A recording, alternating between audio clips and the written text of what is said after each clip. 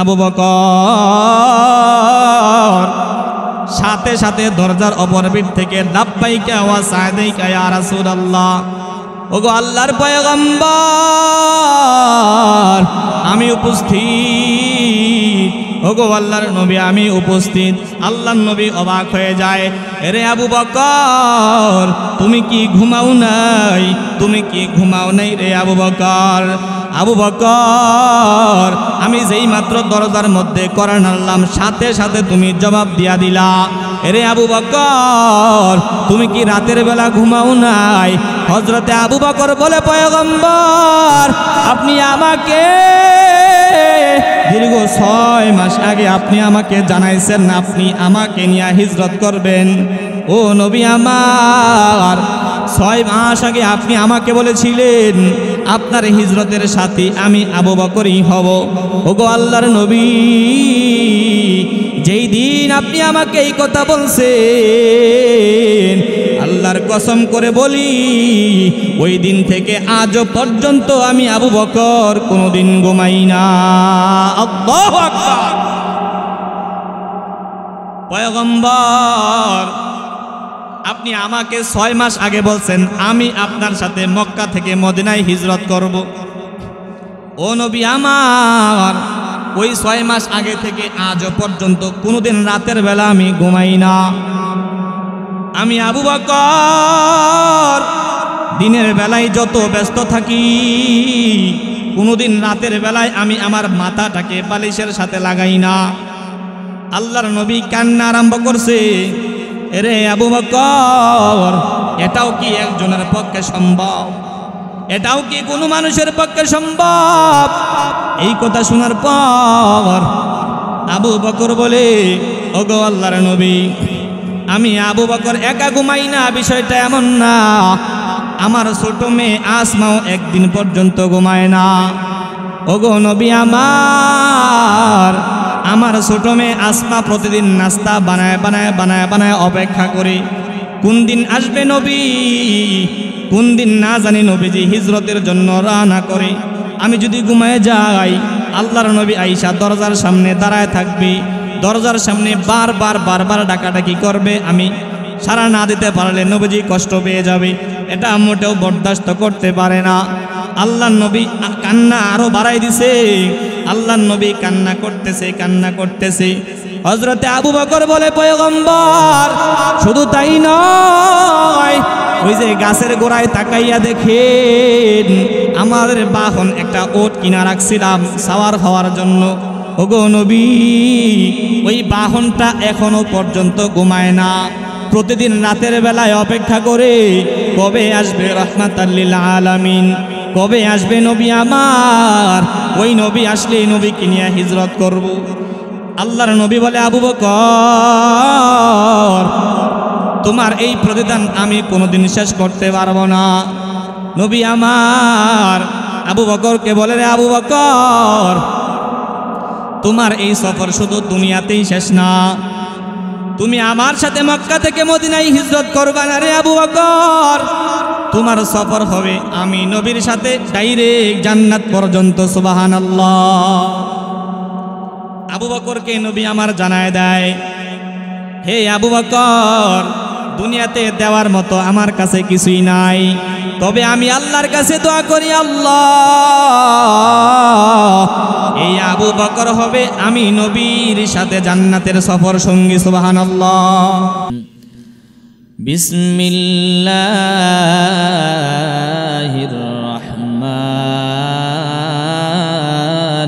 রহিম। লাকাদ কানা লাকুম ফি রাসূলিল্লাহি উসওয়াতুন হাসানাহ। وقال رسول الله صلى الله عليه وآله وسلم كل أمتي يدخلون الجنة إلا من أبى قيل من أبى يا رسول الله قال من أطاعني دخل الجنة ومن عصاني فقد أبى أو كما قال النبي عليه الصلاة والسلام صدق الله مولانا العظيم وصدق رسوله النبي الأمي الكريم ونحن على ذلك لمن الشاهدين والشاكرين والذاكرين والحمد لله رب العالمين بذكر شهر تبني در خروش غست ولیدانا دری معنا که گوشست نبلبل بار غلش تسبیح خانست هر کار بتسبیحش زبان لا اله الا الله لا اله الا الله لا اله الا الله لا اله الا الله لا اله الا الله لا اله الا الله محمد رسول الله صلى الله عليه وآله وسلم سبحانك لا علم لنا إلا ما علمتنا إنك أنت العليم الحكيم رب اشرح لي صدري ويسر لي أمري واحلل عقدة من لساني يفقه قولي قال النبي صلى الله عليه وآله وسلم كل أمتي يدخلون الجنة إلا من أبى قيل من أبى يا رسول الله قال من أطاعني دخل الجنة ومن عصاني فقد أبى رحمة للعالمين نبي জানায় দেয় كل أمتي يدخلون الجنة হে আমার উম্মতের দল তোমরা সব উম্মত জান্নাতে প্রবেশ করবা সব উম্মত জান্নাতে প্রবেশ করতে পারবা আল্লাহ রাব্বুল আলামিন তোমাদেরকে আমি নবীর উম্মত বানাইয়া জান্নাতের গ্যারান্টি আমার আল্লাহ দিয়া দিয়েছে কুল্লু উম্মাত মানে সকল উম্মত জান্নাতে প্রবেশ করতে পারবা তবে এমন এক শ্রেণীর উম্মত আছে ইল্লা মান আবা এক শ্রেণীর উম্মত জান্নাতে প্রবেশ করতে পারবে না কয় শ্রেণীর এক শ্রেণীর উম্মত এমন আছে যারা জান্নাতে প্রবেশ করতে পারবে না ওই ব্যক্তিটাকে ওই বান্দাটাকে জানোনি নবী আমার জানায় দেয় সাহাবায়ে কেরাম প্রশ্ন করলেন ইয়া রাসূলুল্লাহ কিলা মান আবা ওগো আল্লাহর পয়গম্বর কোন ব্যক্তি জান্নাতে প্রবেশ করতে পারবে না আবা এটা আবার কে কারা নবী আমার জানায় দেয় মান আতানি দাখালাল জান্নাতা ওয়া মান আসানি ফাকাদ আবা হে আমার উম্মতের দল ভালো করিয়া শুনিয়া নাও যেই উম্মত আমি নবীকে হায়াতের জিন্দেগিতে অনুসরণ করবে মানবে ওই উম্মত জান্নাতে প্রবেশ করবে ওয়া মান আসানি ফাকাদ আবা যেই ব্যক্তি আমি নবীকে মানবে না ওই ব্যক্তি কশিনকালেও জান্নাতে প্রবেশ করতে পারবে না। নাউজুবিল্লাহ। এই হাদিস দ্বারা কি বোঝা যায়? নবী আমার বলে, উম্মত, যেই বান্দা তোমরা যেই উম্মতরা আমি নবীকে মানবে, আমি নবীর ইত্তেবা অনুসরণ করবে, ওই ব্যক্তি জান্নাতি। আর যেই ব্যক্তি আমি নবীকে মানবে না, ওই ব্যক্তির জন্য আল্লাহ জান্নাতকে নট করে দিবেন না, তার জন্য জান্নাত নাই। এই জন্য উম্মত, যদি জান্নাত পেতে চাও, আমার আল্লাহ কুরআনুল কারীমের মধ্যে জানায় দেয়, কুল ইন কুনতুম তুহিব্বুনাল্লাহ, হে পয়গম্বর, আপনি আপনার উম্মতদেরকে বলিয়া দিন, তারা যদি আমি আল্লাহর ভালোবাসা পেতে চায়, তারা যদি আমি আল্লাহর মুহাব্বত পেতে চায়, তারা যদি আমি আল্লাহর মুহাব্বত পেতে চায়, তাহলে তারা যেন আপনি নবীকে ইত্তেবা করে ফাত্তাবিউনি ইউহিব্বুকুমুল্লাহ। আমার আল্লাহ বলে, পয়গম্বর, আপনি আপনার উম্মতদেরকে বলিয়া দিন, তারা যেন আপনি নবীর ইত্তেবা অনুসরণ করে। সুবহানাল্লাহ। কার অনুসরণ বলেন না? নবীর অনুসরণ করো। নবী আমার বলে, আমার আল্লাহ নবীকে শিখায় দেয়, ও পয়গম্বর, আপনি আপনার উম্মতদেরকে এই কথাটা শিখায় দেন, এই কথাটা আপনি জানায় দেন, তারা যদি আমি আল্লাহর ভালোবাসা পেতে চায়, আমি আল্লাহ তাদেরকে ভালোবাসবো, এটা যদি তারা চায়, তাদের এক নাম্বার যেই কাজ, তারা আগে আপনি নবীর অনুসরণ করবে। সুবহানাল্লাহ। কার অনুসরণ? নবীর অনুসরণের দাম আছে না নাই? নবীর অনুসরণ সাহাবায়ে কেরাম কেমন করে করছেন? আউলিয়ায়ে কেরাম, জামানার বুজুর্গ নবীর অনুসরণ কেমন করে করছেন? আমি অতি সংক্ষেপে আলোচনা আপনাদেরকে বুঝাইতে চাই। সিদ্দিকে আকবর রাদিয়াল্লাহু তাআলা আনহু হিজরতের ঘটনা সবাই জানি। হিজরতের রাত আল্লাহর নবী সাল্লাল্লাহু আলাইহি ওয়াসাল্লাম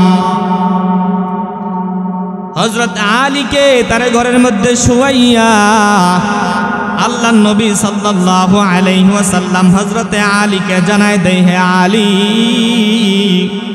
আমি তো হিজরত করব, আমার হিজরতের সময় হয়ে গেছে। হে আলী, তোমাকে আমি আমানতের মাল তোমার কাছে বুঝাইয়া আমি মক্কা থেকে মদিনায় হিজরত করলাম। এখানে অনেকে একটা কথা বইলা ফেলে, আল্লাহর নবী কাফেরদের অত্যাচারে মক্কা ছেড়ে মদিনায় হিজরত করে। না না, আল্লাহর নবী অত্যাচারে মক্কা ছেড়ে মদিনায় যায় নাই, মক্কা ছেড়ে মদিনায় হিজরত করছেন কেবল আল্লাহর হুকুমে। কার হুকুমে? মক্কাবাসী কাফের গণের জ্বালা যন্ত্রণায় হিজরত করিতে নবী মদিনাতে যায়। মক্কাবাসী কাফের গণের জ্বালা যন্ত্রণায় আল্লাহর হুকুমে নবী মদিনাতে যায়। কার হুকুমে যায়? আমার মালিকের হুকুমে যায়। মক্কাবাসীর যন্ত্রণায় নবী আমার যায় নাই। কেন? আমার নবী দ্বীনের জন্য কত কষ্ট করেছেন, কত রক্ত জমিনের মধ্যে জড়াইছেন। আল্লাহর নবীকে তায়েফের ময়দানে এত কষ্ট বেঈমান দিয়েছে, আল্লাহর নবী মোটেও ওই দুশমনদের জন্য, কাফেরদের জন্য বদদুয়া করে নাই। আল্লাহর নবী আল্লাহর কাছে দুআ তুলে বলে, রে আল্লাহ, আল্লাহুম্মা হদি কওমি, আয় আল্লাহ, আপনি আমার কওমকে হেদায়েত দিয়া দেন। ও দয়ার মালিক, আপনি আমার উম্মতদেরকে হেদায়েত দিয়া দেন। আয় আল্লাহ, কাফেরবাসী তায়েফবাসী বোঝে না, আমি যে আপনার নবী, এরা আমাকে চিনে না, এই জন্য এরা আমাকে অত্যাচার করতেছে। আয় আল্লাহ, আপনি তাদেরকে মোটেও ধ্বংস করবেন না, কষ্ট পাবেন না। আমার নবী যদি বলতো আল্লাহ আপনি এই তায়েববাসীকে উল্টাইয়া দেন, আমার আল্লাহ উল্টাইয়ার সাথে সাথে উল্টাইয়া দিতেন। আমার আল্লাহ বদদুয়া, আমার নবী বদদুয়া করে নাই, বদদুয়া করে নাই। নবী আমার হেদায়েতের জন্য দোয়া কইরা বলে আল্লাহ, ও দয়ার আল্লাহ, এই তায়েববাসী বুঝে না আমি যে আপনার কত মায়ার একজন নবী, এটা তায়েববাসী জানে না, এটা বুঝতে পারে নাই। আয় আল্লাহ, তাদেরকে আপনি হেদায়েত দিয়া দেন, মোটেও তাদেরকে ধ্বংস করিয়েন না। এইভাবে নবী আমার কাফেরদের অত্যাচারে মদিনায় যায় নাই। আল্লাহর হুকুমে নবীজি মক্কা ছাইরা মদিনায় যখন রওনা দিছেন, আল্লাহর নবী আস্তে আস্তে যখন ঘর থেকে বের হয়ে যায়, আল্লাহর নবীকে চতুর্দিক থেকে দুশমনরা ঘেরাও করে ফেলছে, আক্রমণ করবে। বাঁচানের মালিককে, বাঁচানের মালিককে আমার আল্লাহ বলে ওয়া মাকারাল্লাহ ওয়াল্লাহু খায়রুল মাকিরিন। আল্লাহু আকবার। আমার আল্লাহ জানায় দেয়, তোমরা যতই ষড়যন্ত্র আটো না কেন, যতই নির্যাতন অত্যাচার করার চেষ্টা করো না কেন, আমার হাবিবকে হেফাজত কে করবে? আমার আল্লাহ বলে আমি আমার হাবিবকে হেফাজত করব, তোমরা কোনো কিছু করতে পারবা না। নবী আমার হাঁটতে হাঁটতে যখন হযরতে সিদ্দিক আকবর আবু বকরের দরজায় গিয়া হাজির, আবু বকরের দরজার মধ্যে নবী আমার সামান্য একটু টোকা দিলেন আবু বকর, সাথে সাথে দরজার অপর পিঠ থেকে লাব্বাইকা ওয়া সা'দাইকা ইয়া রাসূলুল্লাহ, ওগো আল্লাহর পয়গম্বর আমি উপস্থিত, ওগো আল্লাহর নবী আমি উপস্থিত। আল্লাহর নবী অবাক হয়ে যায়, রে আবু বকর তুমি কি ঘুমাও নাই? তুমি কি ঘুমাও নাই রে আবু বকর? আবু বকর আমি যেই মাত্র দরজার মধ্যে করা নাড়লাম, সাথে সাথে তুমি জবাব দিয়া দিলা। রে আবু বকর তুমি কি রাতের বেলা ঘুমাও নাই? হযরতে আবু বকর বলে পয়গম্বর আপনি আমাকে দীর্ঘ 6 মাস আগে আপনি আমাকে জানাইছেন আপনি আমাকে নিয়ে হিজরত করবেন। ও নবী আমার, 6 মাস আগে আপনি আমাকে বলেছিলেন আপনার হিজরতের সাথী আমি আবু বকরই হব। ওগো আল্লাহর নবী, যেই দিন আপনি আমাকে এই কথা বলছেন, আল্লাহর কসম করে বলি ওই দিন থেকে আজ পর্যন্ত আমি আবু বকর কোনোদিন ঘুমাই না। আল্লাহু আকবার। পয়গম্বর আপনি আমাকে 6 মাস আগে বলছেন আমি আপনার সাথে মক্কা থেকে মদিনায় হিজরত করব। ও নবী আমার, ওই 6 মাস আগে থেকে আজ পর্যন্ত কোনোদিন রাতের বেলা আমি ঘুমাই না। আমি আবু বকর দিনের বেলায় যত ব্যস্ত থাকি, কোনোদিন রাতের বেলায় আমি আমার মাথাটাকে বালিশের সাথে লাগাই না। আল্লাহর নবী কান্না আরম্ভ করছে, রে আবু বকর এটাও কি একজনের পক্ষে সম্ভব? এটাও কি কোনো মানুষের পক্ষে সম্ভব? এই কথা শোনার পর আবু বকর বলে, ওগো আল্লাহর নবী, আমি আবু বকর একা ঘুমাই না, বিষয়টা এমন না। আমার ছোট মেয়ে আসমাও একদিন পর্যন্ত ঘুমায় না। ওগো নবী আমার ছোট মেয়ে আসমা প্রতিদিন নাস্তা বানায় বানায় বানায় বানায় অপেক্ষা করে কোন দিন আসবে নবী, কোন দিন না জানি নবীজি হিজরতের জন্য রওনা করে।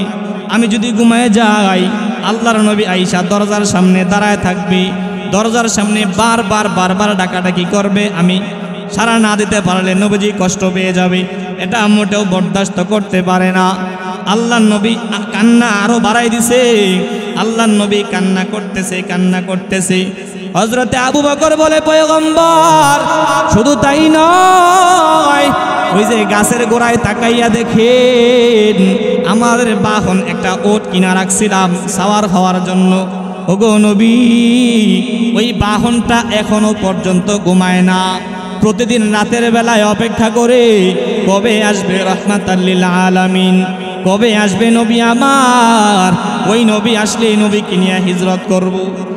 আল্লাহর নবী বলে, আবু বকর, তোমার এই প্রতিদান আমি কোনোদিন শেষ করতে পারবো না। নবী আমার আবু বকরকে বলে, রে আবু বকর, তোমার এই সফর শুধু দুনিয়াতেই শেষ না, তুমি আমার সাথে মক্কা থেকে মদিনায় হিজরত করবা না রে আবু বকর, তোমার সফর হবে আমি নবীর সাথে ডাইরেক্ট জান্নাত পর্যন্ত। সুবহানাল্লাহ। আবু বকরকে নবী আমার জানায় দেয়, হে আবু বকর, দুনিয়াতে দেওয়ার মতো আমার কাছে কিছুই নাই, তবে আমি আল্লাহর কাছে দোয়া করি, আল্লাহ এই আবু বকর হবে আমি নবীর সাথে জান্নাতের সফর সঙ্গী। সুবহানাল্লাহ। এই কথা বলার পর হযরতে আবু বকর সিদ্দিক নবীকে নিয়ে রওনা করছে, নবীকে নিয়ে সামন দিকে যায়, সামন দিকে হাঁটতেছে, রাস্তা দিয়ে হাঁটতেছে, এই পাথরের রাস্তা। আবু বকর সামন দিকে যায়, একবার নবীর ডানে যায়, একবার বামে যায়, একবার সামনে যায়, একবার পিছনে যায়। আবু বকর বারবার চতুর্দিকে দৌড়াদৌড়ি করতেছে, ছোটাছুটি করতেছে। নবী আমার বলে, আবু বকর, তুমি এইটা কেন করতেছো? একবার তুমি ডানে যাও, আর একবার বামে, একবার সামন দিকে, একবার পিছন দিকে, কেন? কারণ কি? তুমি কেন এমনটা করতেছো? আবু বকর জানায় দেয়, রাহমাতাল লিল আলামিন, ওগো আল্লাহর নবী, আপনি আল্লাহর পয়গম্বর, আমি আপনাকে এতটাই মোহাব্বত করি, আমি আপনাকে এত পরিমাণ ভালোবাসি, ওগো নবী, আমার মনের মধ্যে ভয় হয়, না জানি ডানে দুশমন রয়েছে আপনাকে আক্রমণ করার জন্য, আমার মনে ভয় পায়, না জানি বাম দিক থেকে দুশমন আপনাকে আক্রমণ করবে। একবার যখন আমি ডাইনে যাই মনে হয় বামে দুশমন, আবার যখন বামে যাই মনে হয় ডাইনে দুশমন, সামন দিকে যখন যাই তখন আমার মনে হয় পিছন দিকে দুশমন আপনাকে আক্রমণ করবে। ইয়া রাসূলুল্লাহ, ওগো আল্লাহর পয়গম্বর, আমি আবু বকর জীবিত থাকা অবস্থায় আপনি নবীকে যদি কেউ আক্রমণ করে এটা আমি সহ্য করতে পারবো না। আল্লাহু আকবার। আবু বকর একবার সামন দিকে, আবার পিছন দিকে, ডানে বামে। নবী বলে, আবু বকর, এটা কেন এমন করো? বলে, ইয়া রাসূলুল্লাহ, আমার মনের মধ্যে ভয় হয়, আমি যখন ডান দিকে থাকি আমার মন বলে বাম দিকে মনে হয় দুশমনরা আপনাকে আক্রমণ করবে, আবার যখন সামন দিকে যায় মনে হয় পিছন দিক থেকে কে যেন আপনাকে আক্রমণ করবে। কারণ কাফের, বেঈমান, মুশরিক তারা তো সব সময় আপনাকে আক্রমণ করার জন্য উৎপেতে থাকে, সব সময় তো আপনাকে আক্রমণ করার জন্য তারা উৎপেতে থাকে, কোন সময় কোন একটা চান্সে মুহাম্মদ সাল্লাল্লাহু আলাইহি সাল্লামকে হত্যা করা যায়, নাউযুবিল্লাহ। এজন্য আমি আবু বকর জীবিত থাকা অবস্থায় আপনি নবীর গায়ে চুল পরিমাণ আঘাত আসবে এটা আমি আবু বকর সহ্য করতে পারবো না। আল্লাহু আকবার। কেমন দাম, কেমন মুহাব্বত, নবীর প্রতি কেমন ভালোবাসা, কেমন ভালোবাসা। এরপরে আল্লাহ রাসূল সাল্লাল্লাহু আলাইহি ওয়াসাল্লাম সামন দিকে যাইতেছে, হাঁটতেছে, মরুভূমির পথ পারে দিতেছে। যখন নাকি আল্লাহ রাসূল গারে সূরের মধ্যে উঠবে, এই পাহাড়টা এত বিশাল একটা পাহাড়, এত উঁচু একটা পাহাড়, এই পাহাড়টা উপর থেকে যদি অথবা নিচ থেকে যদি উপরে তাকানো হয়, একটা মানুষ যদি থাকে তাহলে তাকে মানুষ মনে হবে না, ছোট একটা কবুতরের বাচ্চা মনে হবে। কি মনে হবে? কবুতরের বাচ্চা, মুরগির বাচ্চা, এত ছোট মনে হবে, এত উঁচু এই পাহাড়। পয়গম্বরে আরবি সাল্লাল্লাহু আলাইহি ওয়াসাল্লাম এই পাহাড়ের সামনে যাইয়া পাহাড়ের দিকে উঠতে আরম্ভ করলেন। আবু বকর ডাক দিয়া বলে, পয়গম্বর, আপনি পাহাড়ে উঠবেন না, আপনি একা একা এই পাহাড়ে উঠবেন না গো নবী। ও নবী আমার, আমি আবু বকর শুইলাম, আমি আবু বকর নিচু হইলাম, আপনি আমার কাঁধের মধ্যে ওঠেন। আপনি আমার কাঁধের মধ্যে উঠবেন, আমি আবু বকর টেনে টেনে আপনাকে ওই পাহাড়ের চূড়ায় পৌঁছায় দিব। সুবহানাল্লাহ। কেমন দাম, কেমন ইশক, কেমন মোহাব্বত, কেমন ভালোবাসা। আবু বকর যখন এই কথা বললেন, নবীকে কাঁধে করে করে করে যখন পাহাড়ের চূড়ায় উঠতেছে, পাহাড়ের চূড়ায় ওঠার পর যখন নবীকে নামাইলেন, নবীকে বলেন, ইয়া রাসূলুল্লাহ, আপনি একটু সময় অপেক্ষা করেন, আমি এই গুহাটা একটু পরিষ্কার পরিচ্ছন্ন করে আনি। আবু বকর ওই গুহার মধ্যে যাইয়া গুহাটাকে একটু পরিষ্কার করলেন। পরিষ্কার করার পর অনেকগুলো ছিদ্র ছিল, গর্ত ছিল। আবু বকর তার পাগড়ি ছিঁড়ে এই গর্তগুলাকে ভরতেছেন, বরাট করে দিতেছেন। বরাট করার পর নবীকে আমার ডাক দিয়া বলে, ইয়া রাসূলুল্লাহ, এবার আপনি একটু আসেন, আপনার জন্য বিছানা তৈয়ার। আবু বকর এই গর্তের মধ্যে হেলান দিয়া শুইলেন। হেলান দিয়া শুইয়া রানটাকে, উরুটাকে বালিশ বানায় বললেন, পয়গম্বর, আপনি আমার উরুর মধ্যে আপনার মাথা মোবারকটা রাইখা দেন। আল্লাহর নবীকে বিছানা বানাইয়া হযরতে আবু বকর ওই একটা গর্ত বাকি ছিল, বরাত করতে পারে নাই। ওই একটা গর্তের মধ্যে তার পাটা এইভাবে রাইখা দিছেন, গর্তের মধ্যে পাটাকে আটকায় দিছেন, পা দিয়া গর্তটাকে এইভাবে বন্ধ কইরা দিছে। সকল গর্তগুলা বন্ধ হয়ে গেছে, একটা গর্ত বন্ধ হয় নাই। নবী আমার আবু বকরের উরুর মধ্যে ঘুমায় গেছে। আল্লাহর নবী সাল্লাল্লাহু আলাইহি ওয়াসাল্লাম ঘুমায় গেছেন। এমন সময় হযরতে আবু বকরের পায়ের মধ্যে কে যেন বারবার আঘাত করে, কে যেন একটু নাড়া দেয়, পাটানি একটু সরায়। আবু বকরের পা তো সরায় না, আবু বকর পাটাকে মোটেও সরাইতে রাজি না, পাটা সরায় না। হযরতে আবু বকর কিছুক্ষণ পর দেখতে পায় কে যেন তার পায়ের মধ্যে বিশালভাবে একটা আঘাত হানছে। আবু বকর এত আঘাত পাওয়ার পর মোটেও তার পাটাকে সরায় না। আল্লাহর নবী আবু বকরের উরুর মধ্যে শায়িত আছে। আবু বকরের দু চোখ দিয়া পানি বেয়ে বেয়ে জর্জর করে আল্লাহর নবীর চেহারায় আনোয়ারের মধ্যে পড়ছে। আল্লাহর নবীর ঘুম ভাঙা গেছে। আল্লাহর নবী ডাক দিয়া বলে, রে আবু বকর, তুমি কেন কান্না করতেছো? কান্নার কারণটা কি আমাকে তুমি জানায় দাও। আবু বকর বলে, পয়গম্বর, আমি এই গর্তের মধ্যে ঢুকার পর, এই গুহার মধ্যে ঢুকার পর সকল গর্তের মধ্যে সকল এই গর্তগুলা আটকাইয়া দিলাম। একটা গর্ত বাকি ছিল, আটকাইতে পারে নাই, ওইটা আমার পা দিয়ে আমি আটকায় রাখছি। ইয়া রাসূলুল্লাহ, আমার ওই পায়ের মধ্যে বিষাক্ত এক শাক দংশন করছে, ছোবল মারছে। এর বিষ বেদনা আমি সহ্য করতে পারি নাই। এই বিষের বেদনার কারণে আমার চোখ দিয়া পানি বেয়ে বেয়ে পড়া আরম্ভ করছে। আল্লাহর নবী সাল্লাল্লাহু আলাইহি ওয়াসাল্লাম সাথে সাথে থুতু মুবারক, লালা মুবারক আবু বকরের পায়ের মধ্যে লাগাইয়া দেয়, আর সঙ্গে সঙ্গে বিষ বেদনা দূর হয়ে যায়। সুবহানাল্লাহ। বিষ বেদনা কি হয়? সাথে সাথে পানি হয়ে যায়। আল্লাহু আকবার। ইজাজুন নবী, এতটুকু পর্যন্ত স্পষ্ট সহিহ হাদিস দ্বারা প্রমাণিত।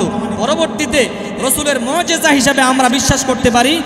এতটুকু বর্ণনা আসছে যে গর্ত থেকে একটা সাপ বেরিয়ে আসছে, আসার পর সাপের জবান খুইলা গেছে। সাপ বলতেছেন, ইয়া রাসূলুল্লাহ, 100 বছর আগে আমি তাওরাতের একটা দর্সের পাশ দিয়ে যাইতেছিলাম। ওই তাওরাতের দর্সে বলা হচ্ছিল আখিরি জামানার পয়গম্বর হযরত মুহাম্মদুর রাসূলুল্লাহ সাল্লাল্লাহু আলাইহি ওয়াসাল্লাম মক্কা থেকে মদিনায় হিজরত করবেন। হিজরত করার সময় এই গুহার মধ্যে অবস্থান করবেন। আল্লাহর কসম করে বলতেছি, ইয়া রাসূলুল্লাহ, আমি ওই দিন যেই কথাটা শুনলাম, এই 100 বছর পর্যন্ত আমি এই গুহার মধ্যে অবস্থান করতেছিলাম কেবলমাত্র একমাত্র শুধুই মাত্র আপনি আল্লাহর নবী আপনার নুরানি চেহারাটাকে দেখার জন্য। সুবহানাল্লাহ।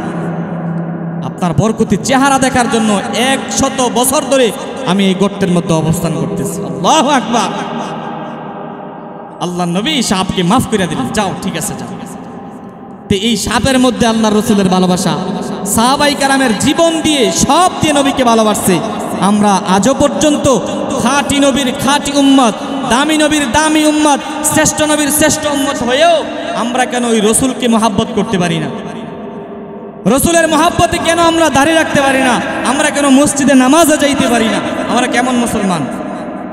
বলেন না আমরা কেমন মুসলমান? আমরা এমন মুসলমান, হাসরের ময়দানে কি হিসাব দিবেন বলেন? কি হিসাবটা দিবেন বলেন? রসুল যখন আপনাকে রসুলের শরীরটা দেখাইয়া বলবে, উম্মত তোমার জন্য আমি আমার জিন্দিগিতে, হায়াতের জিন্দিগিতে এই দেখো আমার কি বলে বুকটাকে, আমার পিঠটাকে চালনির মতো আমি ছিদ্র ছিদ্র করে ফেলছিলাম, আমার আজকের এই কষ্টের প্রতিদান তুমি কি দিলা? কি দিলা বলো? এই কষ্টের প্রতিদান তুমি কি দিলা? এই আমলনামার তখন তো সামনে আমলনামা উপস্থিত থাকবে। আর এমনিই তো হাদিসের মধ্যে আসছে, প্রতি সোমবার বৃহস্পতিবার উম্মতের আমলনামা রসুলের রওজায় উপস্থিত করা হয়। রসুল তখন দেখে আর আফসোস করতে থাকে, হায় উম্মত, হায় আমার উম্মত, এই দিন দেখার জন্য আমি জমিনে এত কষ্ট করছিলাম, এই দিনের জন্য।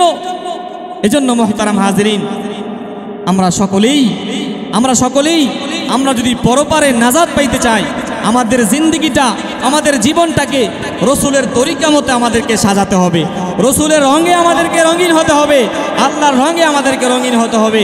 আল্লাহ রাব্বুল আলামিন আমাদের সকলকে, আমরা যেন হায়াতের জিন্দিগিতে এই দুনিয়া থেকে রসুলের খাঁটি আশেক হয়ে যাইতে পারি, সেই তৌফিক আল্লাহ দান করেন, বলেন আমিন।